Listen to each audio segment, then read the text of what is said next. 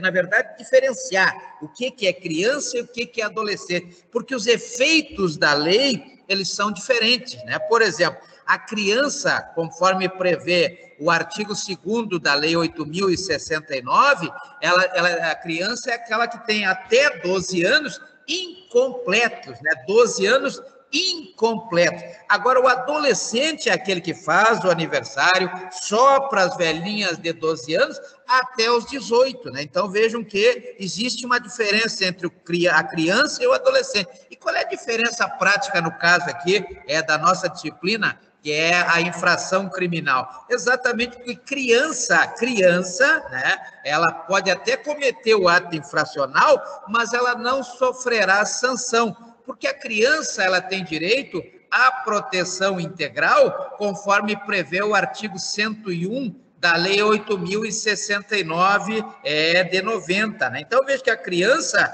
se ela, por exemplo, uma criança de 6 anos, se ela matar alguém, ela não vai sofrer nenhuma sanção, ela não vai sofrer nenhuma medida socioeducativa. Por quê? Porque a medida socioeducativa, ela é destinada ao adolescente. Então, quem vai ser julgado e vai ser processado na forma do que prevê o artigo 110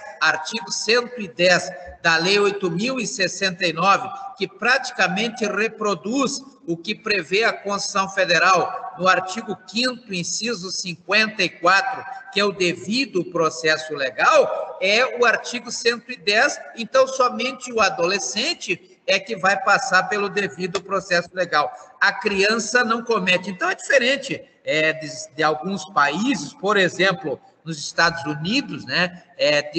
Dependendo do estado, que lá é um sistema confederativo, não é federativo que nem o nosso. Então, o sistema confederativo, cada estado tem a sua lei, cada estado, tem estados que têm pena de morte, tem estados que não têm pena de morte. Aqui no Brasil, nós não temos pena de morte, no caso, somente a exceção que existe no caso de guerra, né, como prevê o artigo 5º, inciso 47, a linha A da Constituição Federal, artigo 5º, inciso 47, a linha A da Constituição Federal. Então, nesse caso, haverá pena de morte. Fora isso, não há pena de morte, exatamente em função desse princípio do ius humanismo, ou seja, dos direitos humanos, que a finalidade da pena ou da medida socioeducativa, poderia também se dizer da medida de segurança, lá do artigo 96 da lei, do Código Penal, ou naquele procedimento do artigo 171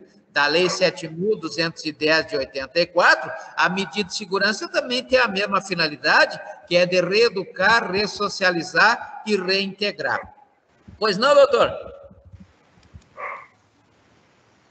Bom, então entender a questão dos 18 anos, é importante que nós tenhamos essa ideia, porque o ECA, na verdade, logicamente que alguém com mais de 18 anos pode ser julgado pelo ECA, pode. O importante é o momento em que ele cometeu o crime, o ato infracional. No momento do cometimento do ato infracional é que vai determinar se a jurisdição será do ECA ou a jurisdição será do Código Penal, né, ou do Código de Processo Penal, enfim, da legislação criminal que nós estamos acostumados a ver.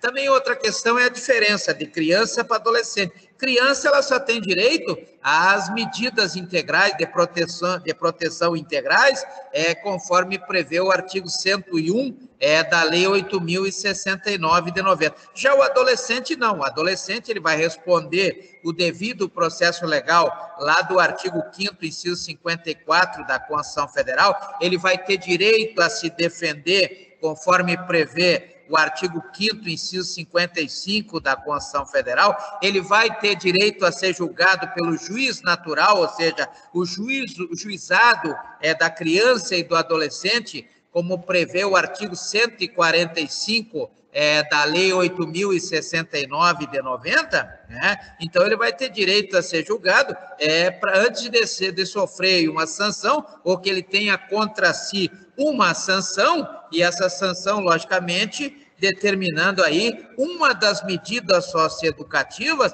que nós veremos daqui a pouco, a partir do artigo 112 da Lei 8.069 de 90. Isso é importante que tenhamos em mente, porque o adolescente ele pode sofrer sanção, pode, mas as sanções são as medidas socioeducativas, uma vez de que o adolescente ele é considerado para a lei até os 18 anos como imputável, não como inimputável. Inimputável é aquele que não tem condições psicológicas, não tem condições morais, não tem condições psíquicas de entender o ilícito daquela prática, o ilícito daquela ação ou omissão, né? Portanto, ele não pode ser sujeito, passivo, no julgamento criminal. Então, veja que ele poderá, na verdade, só ser julgado pelo ECA quando ele cometeu, olha que eu estou deixando claro, quando ele cometeu o ato infracional com menos de 18 anos. Ele pode ser julgado com 22? Pode.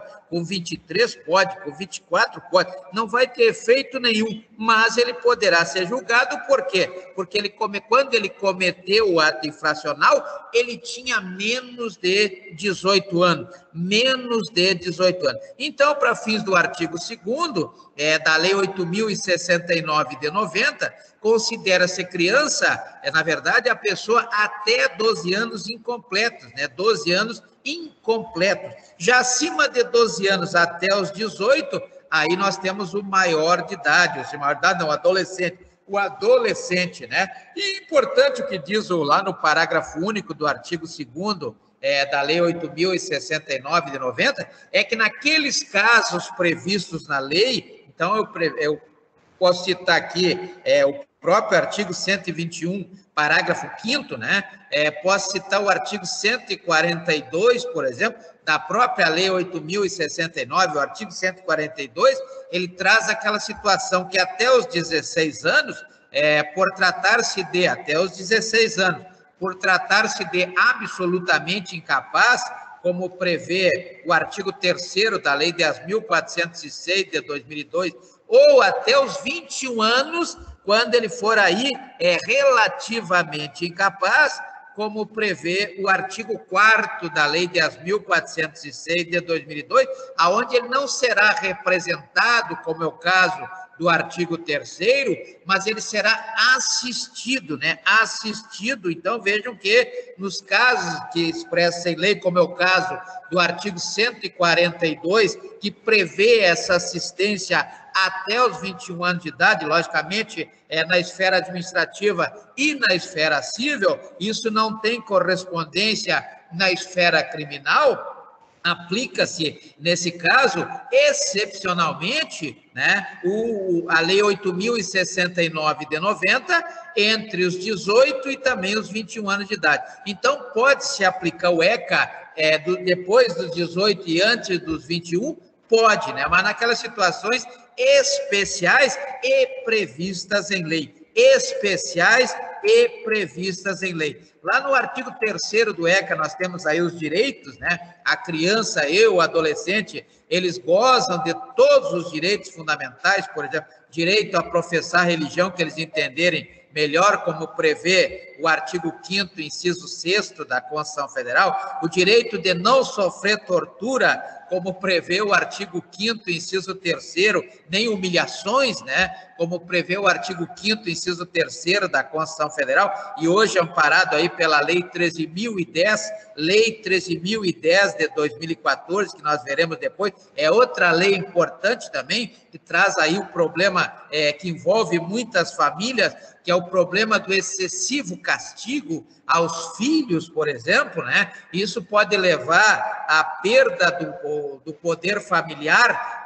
nos termos do que prevê o artigo 1638 da Lei 10.406 de 2002. Eu não sei se os senhores já viram o que é poder familiar. Poder familiar é exatamente essa responsabilidade que detém o pai ou a mãe ou algum representante sobre o menor de idade, né? Mas nas causas cíveis, né? Por exemplo, Se um menino de 6 anos de idade dá uma pedrada na casa do vizinho e quebra a janela, a responsabilidade pelo pagamento será dos pais, né? Está lá no artigo 932, inciso 1º da Lei 10.406 de 2000.